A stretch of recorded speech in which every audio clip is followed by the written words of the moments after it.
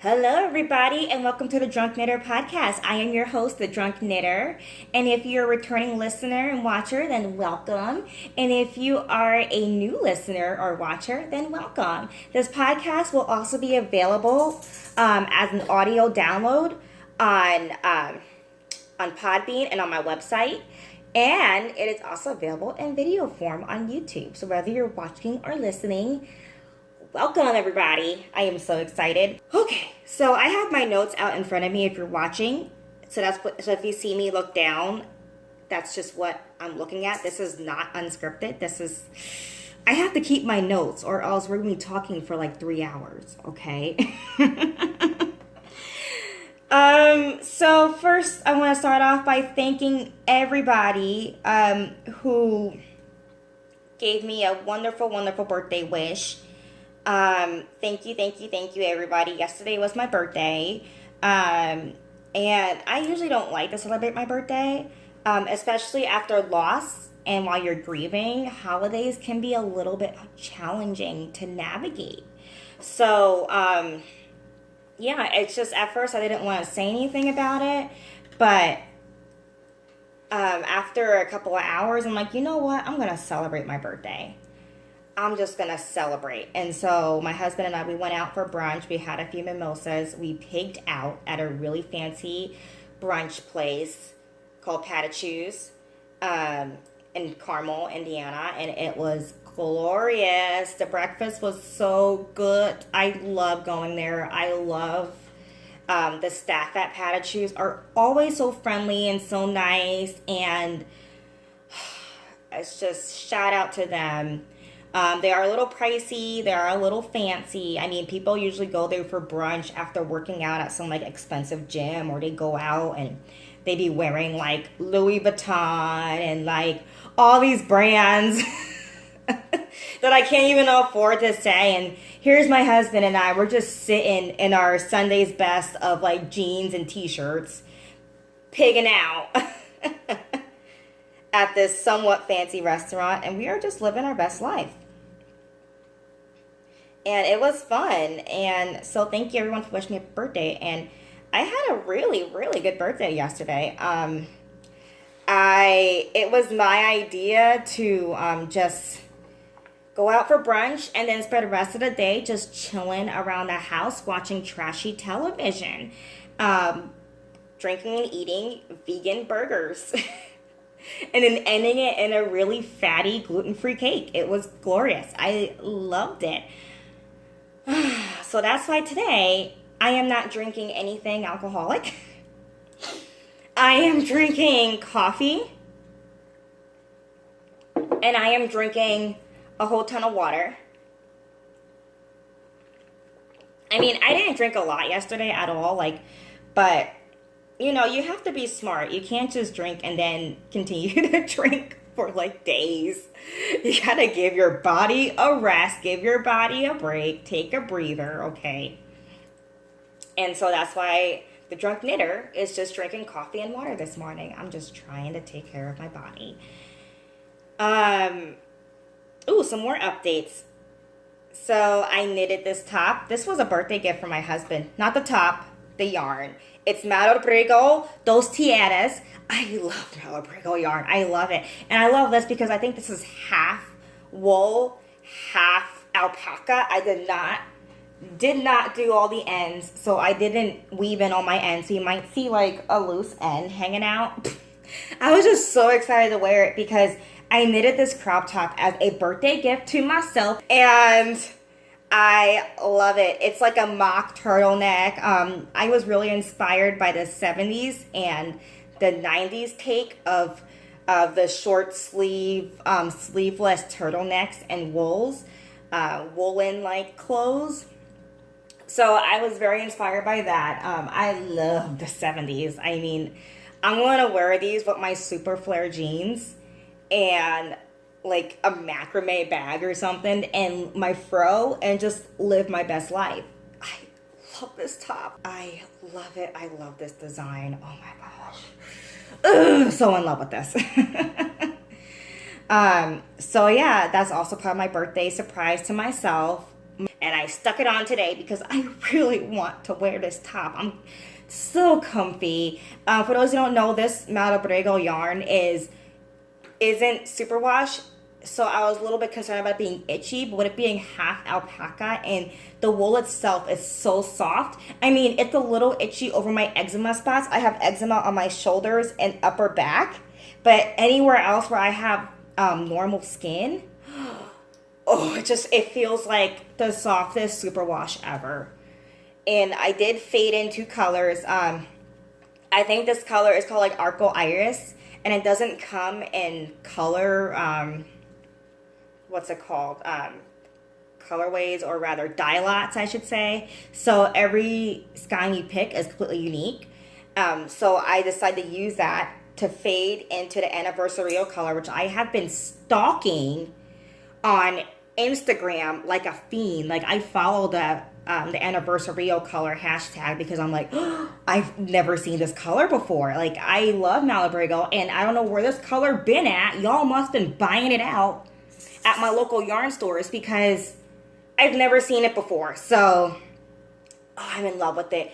It's showing up purple on camera, but it's like a bluish purple. Look at that. And it comes right in the best part, and I'm sucking it in for the camera. But, oh man, I have to do a few sit-ups to wear this. But I don't even care, man. This is, this is so cute.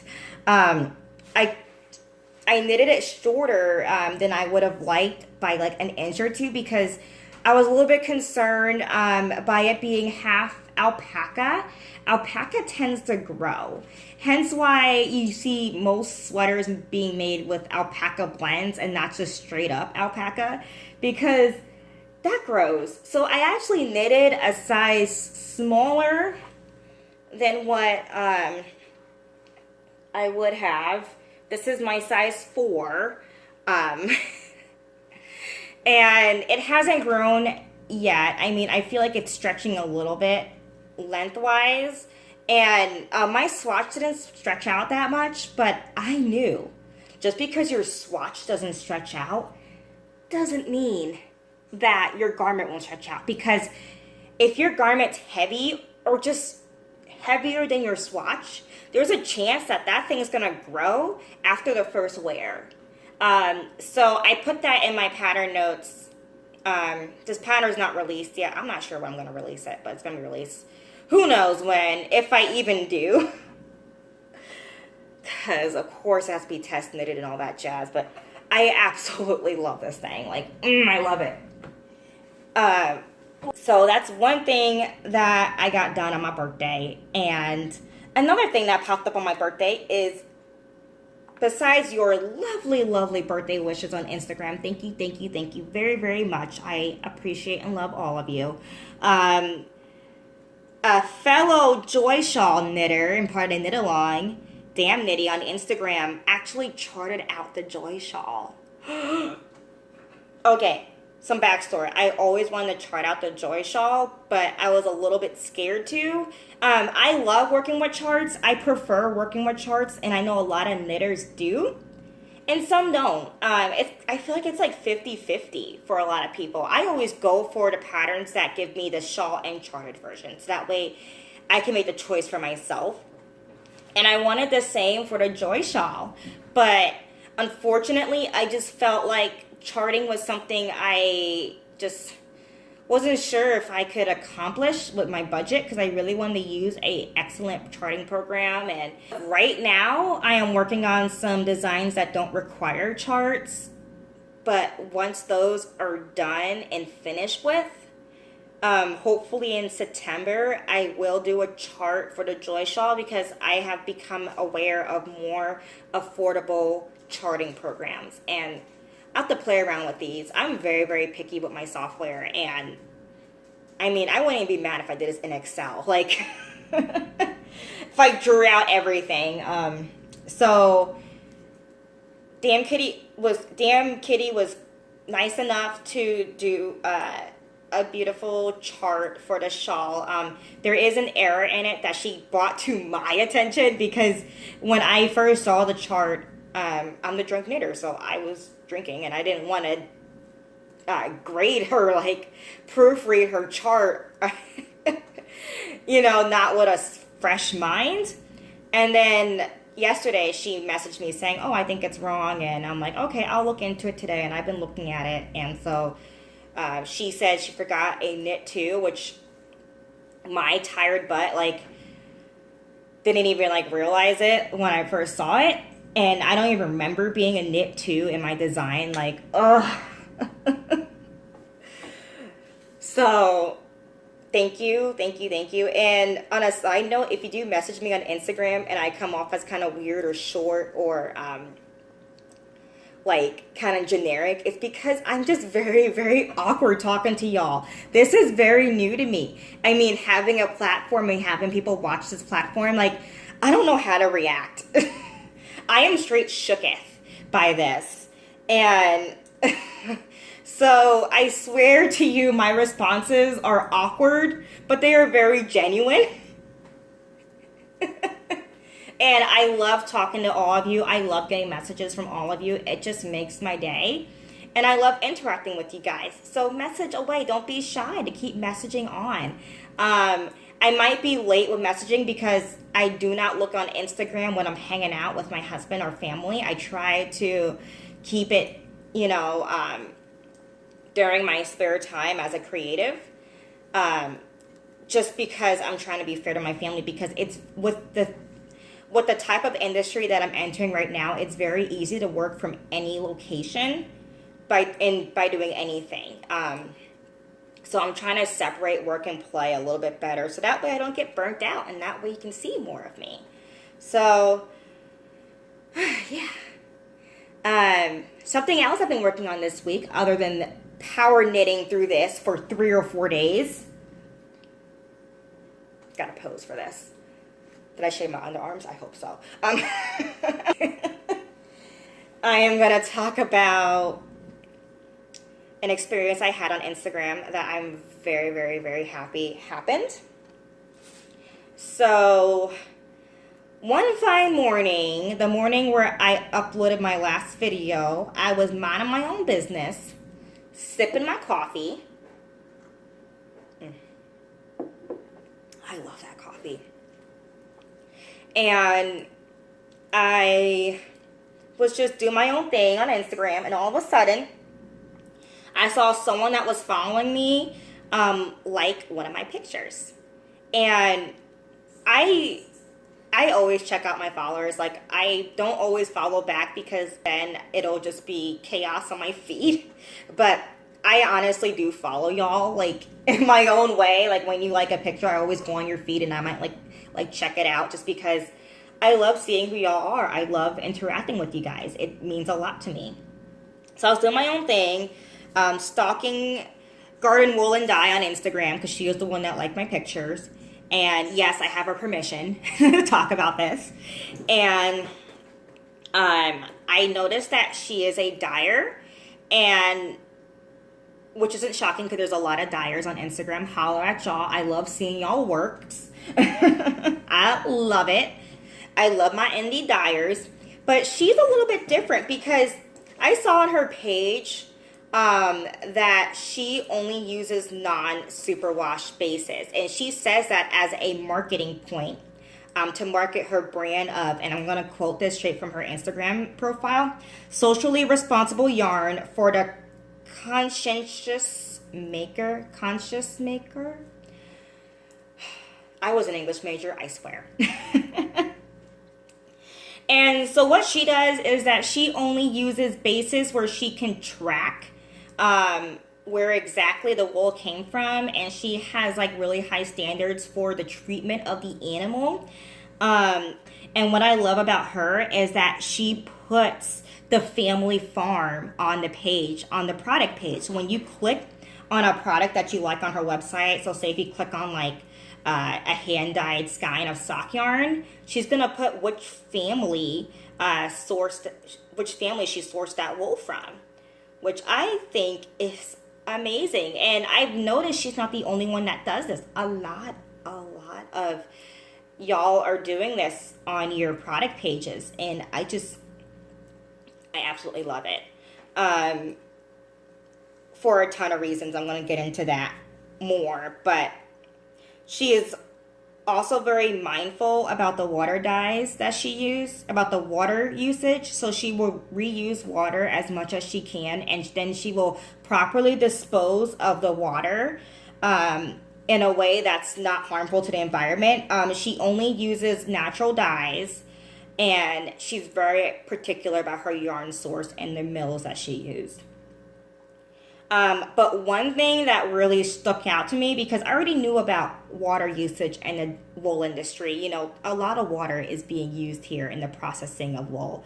I already knew about dyes, and I already knew about the yarn source. But what didn't like enter my brain for some weird reason is the harmfulness of superwash wool. I just, and I adore superwash. Adore it. And one reason why I love superwash is because it doesn't irritate my eczema as much. Very, very slightly does it even like tickle my eczema. And I found this out the hard way from testing out superwash sweaters and non-superwash sweaters. And I found that tightly spun superwash, like Madrigal sock, was such like I guess you call it a high twist in the fancy way to say it. The high twist fibers just do not irritate my skin, especially superwash. So I really, really, really only use superwash for the longest time, but I do prefer the feel of natural wool, which I like to call super wool, where you could feel the softness of the lanolin and you can just squish it and you can like smell the sheep. And that might sound gross being able to like to smell like where it came from, but I love that. I love that you can easily tell where this fiber came from. And so I do kind of have like a love-hate relationship with real wool that's not superwash or treated for superwash. Because it's like, okay, I love that I can throw superwash in a washer and dryer, but I prefer the overall feel of natural wool. And I couldn't put my finger on it besides the lack of lanolin that's in superwash. I couldn't put my finger on why it felt so different. And I even asked this question on Ravelry years ago when I was going through a eczema outbreak, and I noticed that my Madrigal sweater that I knitted in fingering weight was not itching me nearly as much as a sweater I knitted in full-on wool that I can't even put on. Partly because that wool wasn't really the best quality, but also because of my eczema is mostly on like my shoulders and here and on my back, and that's where like the sweater tends to hug your body the most. You know what I mean? Like this is where like, your sweater's gonna fit your shoulders and your neckline, and ow, that's gonna be really itchy and really painful on my eczema. So I mostly wore superwash. But as I got older and after I moved out of the coldest part of the United States, of the continental United States, I should say, after I moved out of that part, my eczema died down and I started using more and more regular wool products. But I still love superwash because I love throwing things in the dryer. I don't like laundering that much. And my husband also cannot handle regular laundered clothes because everything he sees goes in the dryer, whether it's supposed to be in a dryer or not.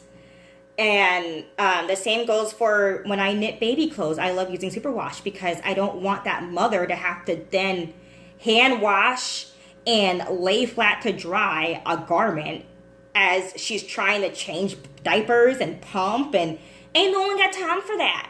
And I knitted one sweater that wasn't superwash for my mother-in-law, and I still feel terrible about it because the yarn is so squishy and soft and gorgeous, but she has to, it's a big cardigan, and you gotta soak that thing in a bucket to wash it. Like, maybe she could fill up her washing machine with water and do it that way, but a lot of people don't know how to do that. I mean, I don't know how to do that. I feel like a lot of new washing machines don't even have that option anymore. It's all like automated and stuff. So yeah, I prefer to gift superwash, but I like and prefer to knit with regular yarn, if that makes any sense. So, but Garden Wool and Dye's Instagram account and her wool and her yarn dyeing company made me second guess my love of superwash, and I started to do my own research. So, I already kind of am trying to stay away from plastics and materials that are not compostable.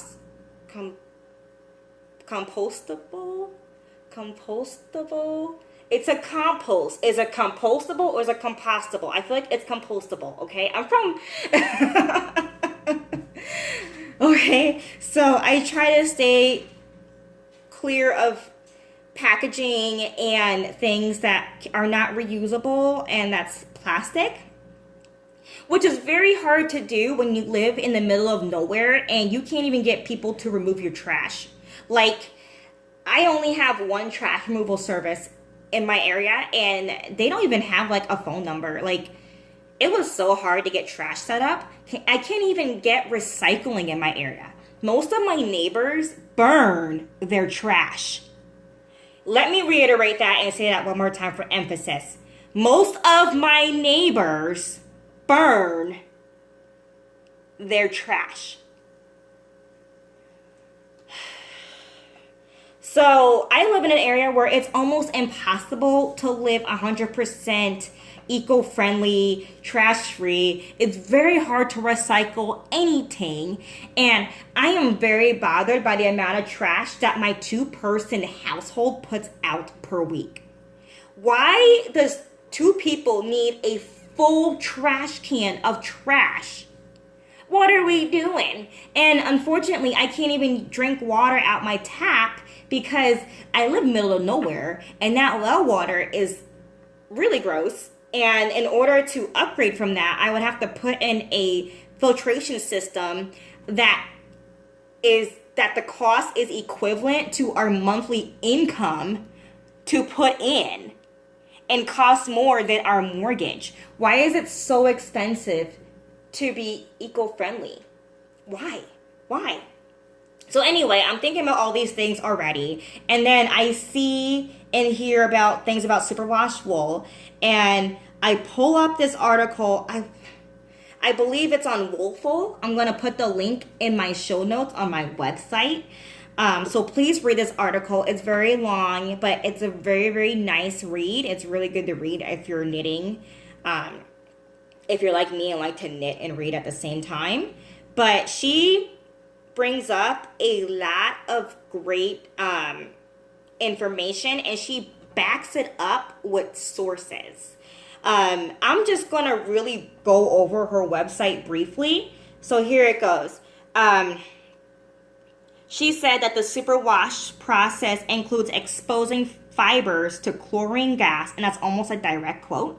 And she said that then the fiber is coated in a plastic called Heracosit 125 or 125. And this stuck with me because when I originally messaged Wool and Dye, she said the reason why that she doesn't like using, or one of the many reasons why, because she said it's pretty much a long story, but one of the reasons why is because superwash wool is coated in plastic. Okay. And on top of that, Woolful also talks about how the process also uses a lot of harsh chemicals. And I always get like a little bit like skeeved out when I see the word harsh chemicals, because everything is a chemical. Coffee's a chemical, an apple's a chemical. You know, any compound, pretty much anything that has a reaction with something else is a chemical. So I don't really care about that. But for those who've been around me for a while, y'all know that I used to work in the fashion industry, and I left And one of the reasons why I left the fashion industry, yes, I left New York City. Okay, I was going to Fashion Week.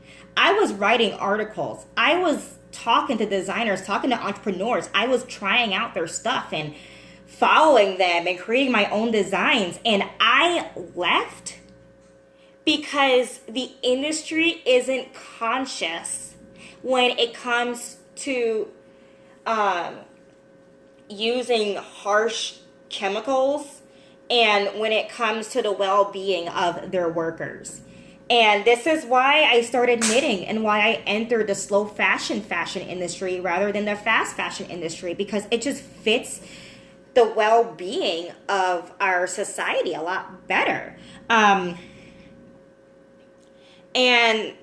the thing is, I am not perfect. I use a lot of superwash, as I've admitted, and unfortunately, I don't have a great way to recycle my things, and that kills me. So, so when it comes to something that's knitting, that's completely elective for me, and it's something that isn't necessary to live with, it means a lot to me to use sustainable materials.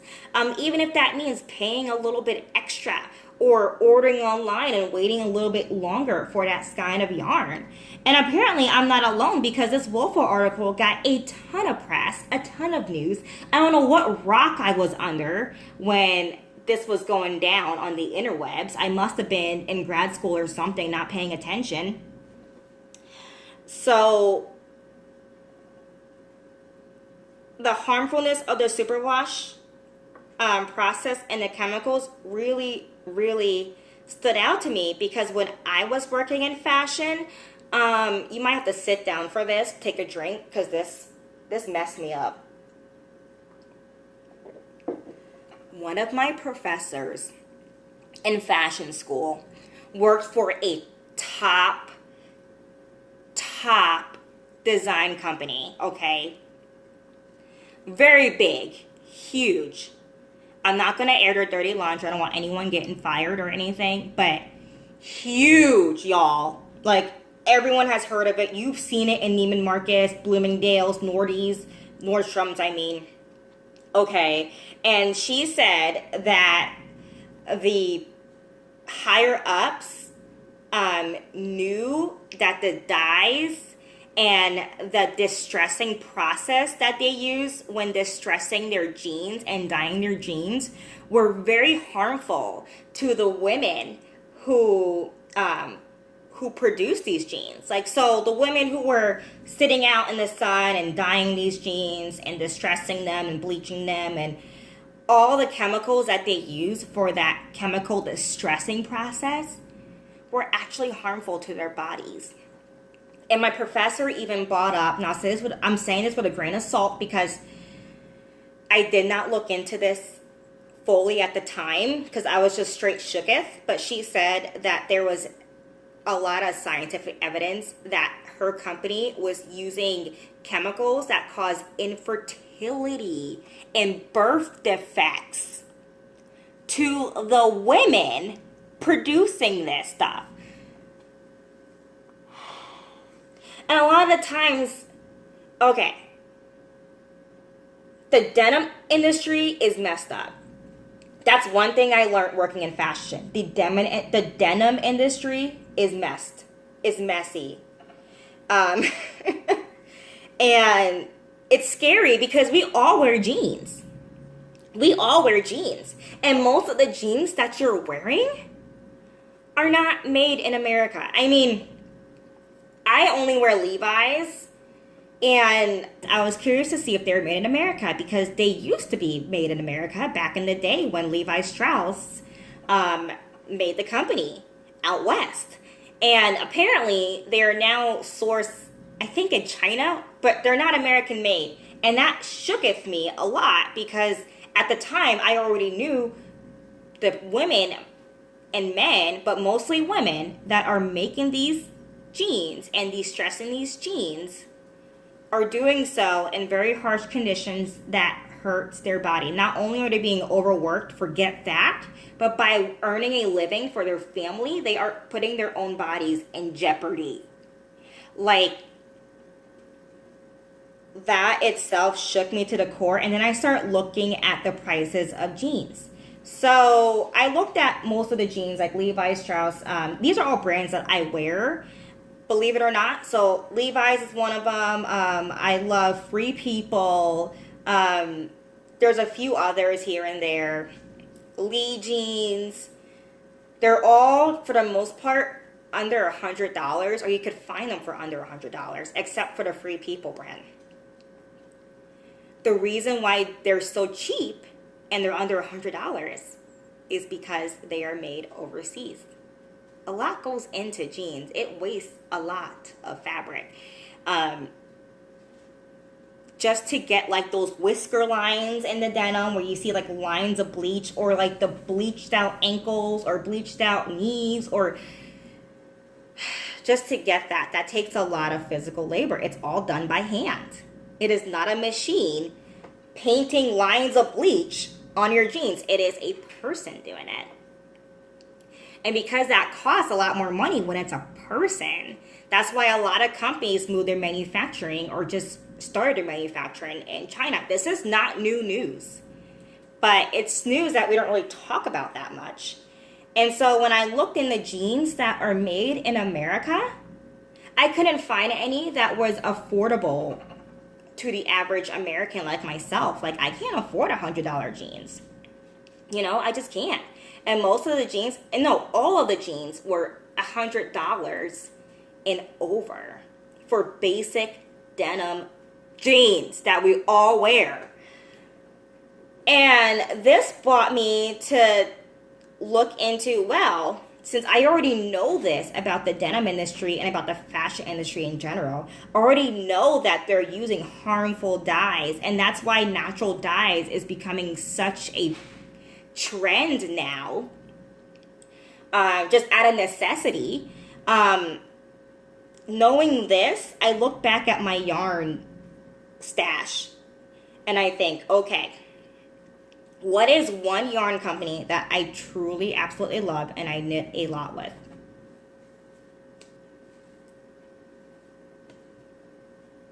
Malabrigo.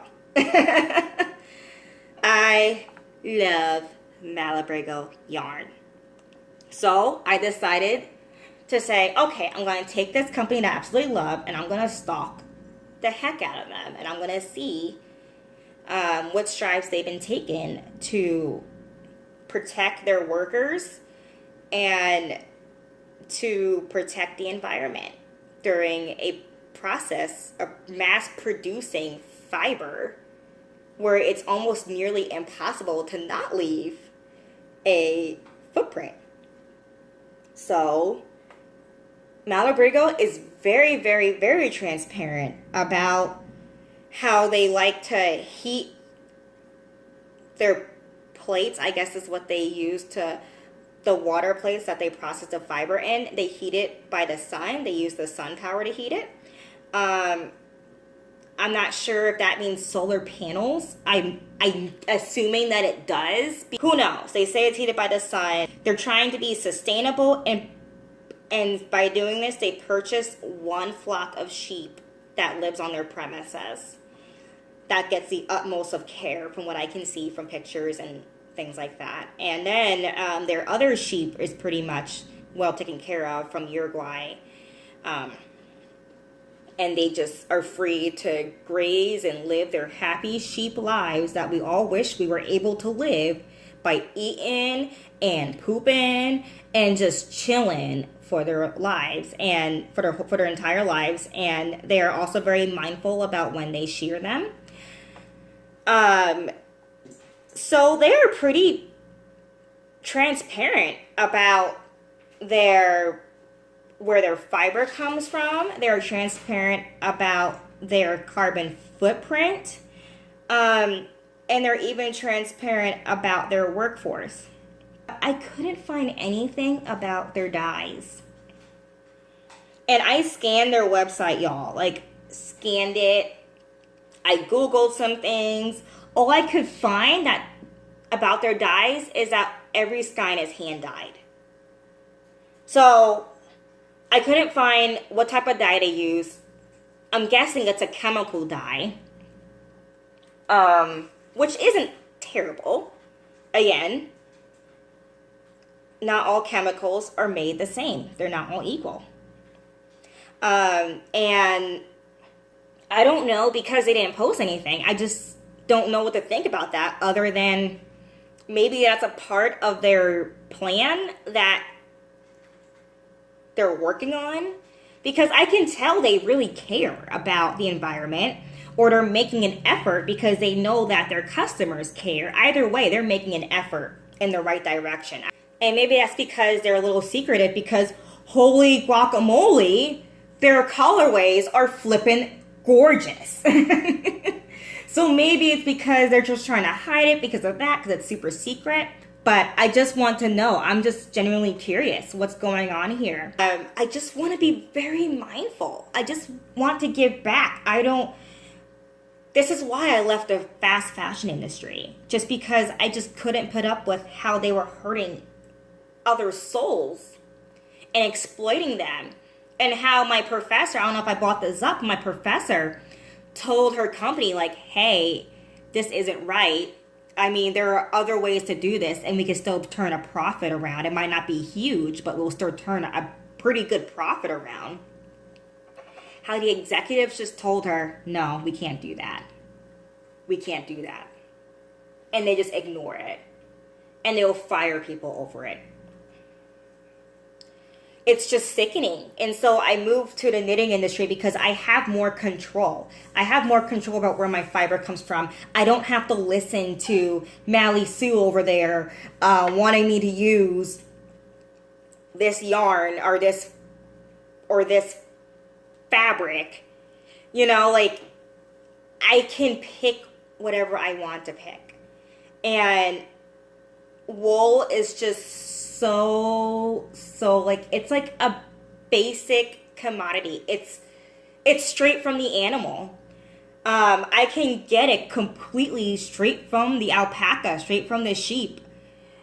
You know, I could pet the sheep and get its wool right there, and I know where it comes from, and it's just so natural to me, and I just love that. And that's what I love about knitting. You turn a complete basic material into something gorgeous.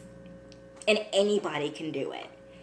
This crop top that I'm wearing, I just realized I've been describing it, but if you're listening to audio, it's just a purple crop top with bluish, greenish fade into it. Mock turtleneck, tank. And it is so stinking easy. Anybody can knit this. And it is so comfy. And it takes very little yarn. Like, we can easily fight the fast fashion. Not just by knitting, but by buying things used. Guess what? When I wear my fancy schmancy Free People flare jeans, I bought that used. Like, for a fraction of the price. We have so many clothes circulating this world right now that we technically don't need to make much more or buy much more. All you gotta do is type in Poshmark, or there's other wonderful websites and apps you can use to buy clothes that are mostly new with tags, by the way, and not have to waste so much materials. So, yeah.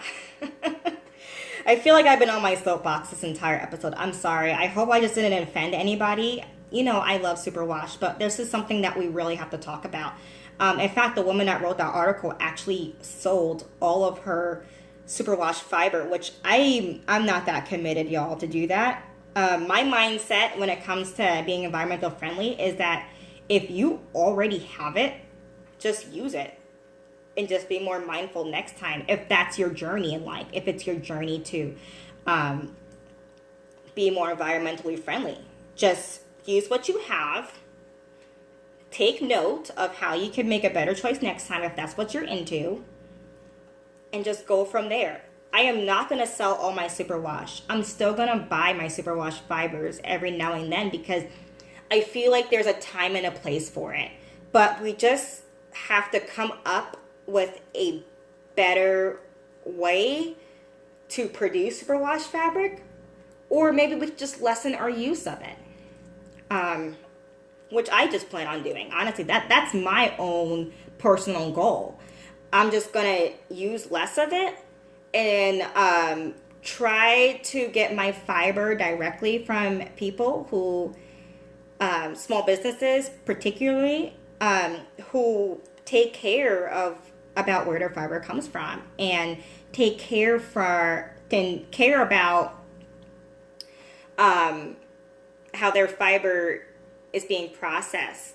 And that's what I absolutely love about, look up her name because I have the memory of a goldfish, the Garden Wool and Dye company on Instagram, and she has her own website, by the way. She has a box, like she has a knitting box that I think comes out monthly. Like, there are so many fabulous companies like this.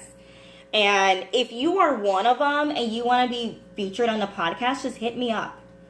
I am not sponsored by anybody. I just like to give credit to where it's due. Maybe in the future I'll start sponsoring these things, but right now I just want to give credit to where it's due. And these people are working very hard. Not just her, but there's several out there working very hard trying to fight the fast fashion industry. And loves and hugs to all of y'all doing that, because that's a hard thing to do. So, last but not least, hey, you. I'm poking you through the camera. I'm poking you through the headphones. Hey. Did you join the knit along yet? Join